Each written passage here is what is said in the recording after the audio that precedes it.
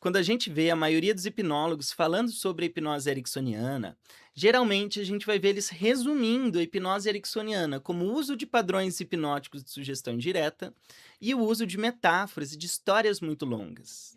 Infelizmente, a maioria dos hipnólogos ainda acredita que grande parte da hipnose ericksoniana vai envolver eu ficar metralhando o subconsciente da pessoa de sugestões indiretas para que ele seja reprogramado de alguma forma. E toda essa ideia de reprogramação, de padrão de sugestão direto, muitas vezes trazem para a gente a sensação de como se a gente estivesse colocando coisas de fora para dentro do cliente, inserindo novos conhecimentos ou aprendizados dentro da cabeça dele. E, na verdade, essa é a visão clássica que a maioria das pessoas tem com relação à hipnose, como se eu fosse colocando coisas dentro da mente das pessoas. Só que isso tem um grande porém, porque tanto Milton Erickson, que criou e passou a utilizar inicialmente esses padrões indiretos de sugestão hipnótica, assim como a PNL, que fez a modelagem do Milton Erickson com o modelo Milton e sistematizou esses padrões de sugestão, nenhum dos dois entendem esse processo como algo de fora para dentro, como uma reprogramação. Na verdade, quando a gente estuda hipnose ericksoniana de forma séria, a gente entende que o processo tem muito mais a ver com o direcionamento da atenção por meio da linguagem. E esse modelo ericksoniano de hipnose, no fim, ele vai ter como base um elemento que é muito importante para a gente, que a gente chama de evocação ou elicitação, que é basicamente o processo de usar aquilo que ela já tem dentro dela para promover a própria mudança. Então, ao invés de eu ficar lendo uma história decorada, um script, um livro de metáforas, na verdade eu vou conversar com essa pessoa sobre histórias da própria vida dela, sobre momentos que ela já passou, e quando eu jogo a atenção dela para as próprias experiências, isso é mobilizado, isso é evocado e ativado dentro dessa pessoa. Então perceba que se eu quero que alguém se sinta confiante, não vai adiantar eu virar para essa pessoa e dizer sinta confiança, ou simplesmente ler uma história qualquer, um conto que no fim vai fazer ela perceber a confiança. Na verdade, não é bem assim as metáforas ericksonianas. Se eu quero que você tenha confiança, eu vou trazer confiança de dentro, ou seja, eu vou estar jogando a sua atenção para dentro de experiências em que você já tem confiança dentro de si.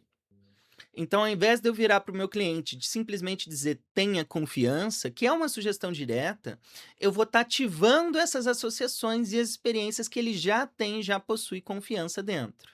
E essa ideia de eliciar, de trazer de dentro, de usar as próprias experiências do cliente, é o que a gente vai chamar aqui de elicitação ou de evocação. E aí, se eu estou querendo gerar estados, sentir seguro, confiante, incrível e por aí vai, muitas vezes não vai adiantar eu ficar dando sugestões diretas. E principalmente se a pessoa não está reagindo à sugestão direta, é muito mais interessante para a gente usar essas estratégias indiretas de comunicação que o Milton Erickson criou. Esses padrões hipnóticos de sugestão indireta que o Milton Erickson usava, eles usavam principalmente um tipo de linguagem que é vago, uma comunicação que é muito ambígua. E uma comunicação ambígua é uma comunicação que ela tem múltiplas interpretações. E essa comunicação que é vaga e ambígua que o Milton Erickson estava usando, não estava ali por nada. Porque quando eu me comunico de forma vaga, você recebe essa informação e você preenche isso de dentro. É o cliente que vai acabar energizando a própria sugestão. Então, se eu viro para você e digo assim: "Minha mãe se acidentou", quando alguém ouve essa frase, "minha mãe se acidentou", cada pessoa vai preencher essa frase de alguma forma. Alguém vai imaginar que minha mãe bateu o carro, alguém vai imaginar que minha mãe caiu da escada ou que cortou o dedo. Mas o que importa é que quando eu falo "minha mãe se acidentou", você recebe essa comunicação, você preenche, dá um sentido para isso, baseado nas suas próprias associações.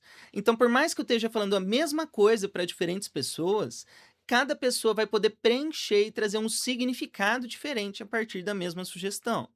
E esse processo de se comunicar de forma vaga e deixar a pessoa preencher e trazer o próprio significado, isso é a base da hipnose ericksoniana, porque está respeitando a individualidade do indivíduo. E ao invés de eu tentar colocar algo de fora para dentro da cabeça dessa pessoa, a gente vai estar literalmente estimulando os aprendizados que ela já possui, junto com as potencialidades que existem dentro dela.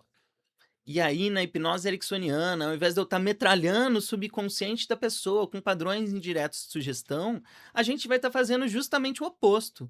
Eu vou estar estimulando o que tem dentro, eliciando, evocando isso e fazendo ela preencher esse conteúdo para que ela chegue a conclusões sozinhas. Então, ao invés de ser um processo que é de fora para dentro, onde eu estou simplesmente reprogramando, é um processo muito mais de dentro para fora.